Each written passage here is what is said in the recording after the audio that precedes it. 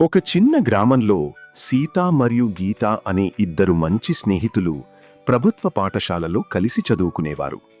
సీత చాలా ప్రశాంతంగా కష్టపడి చదివే అమ్మాయి కాగా, గీత ఉత్సాహంగా ఆత్మవిశ్వాసంతో ఉండేది. వారి కుటుంబాలు పేదవైనా జీవితంలో పెద్ద స్థాయికి చేరుకోవాలని, కఠినమైన ప్రభుత్వ పరీక్షలు ఉత్తీర్ణులు కావాలని ఇద్దరికీ ఒకే కల ఉండేది. ప్రతిరోజూ ఉదయం సూర్యుడు ఉదయించే ముందు వారు గ్రామంలోని పెద్ద మర్రి చెట్టు కింద కూర్చొని చదువుకునేవారు. చాలామంది వారి కలలను చూసి నవ్వినా, సీత ఎప్పుడూ ఒకరోజు మన కష్టం మాట్లాడుతుంది అనేది. అప్పుడు గీత నవ్వుతూ మన తల్లిదండ్రుల గర్వకారణం అవుదాం అనేది. జీవితం వారికి అంత సులభం కాదు.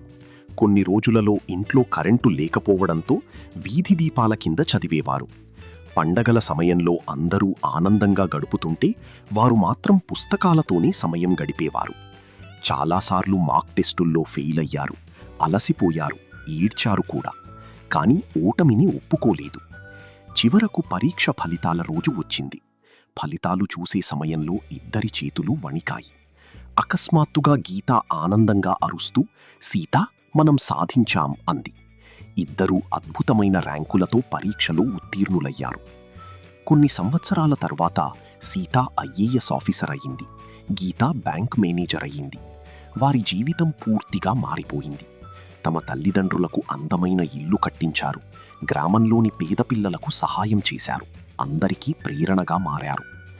ఒకరోజు తమ కొత్త ఇళ్ల ముందు నిలబడి సీత చిరునవ్వుతో, "స్నేహితులు కలిసి ఎదిగితే విజయానికి నిజమైన అర్థం తెలుస్తుంది" అంది.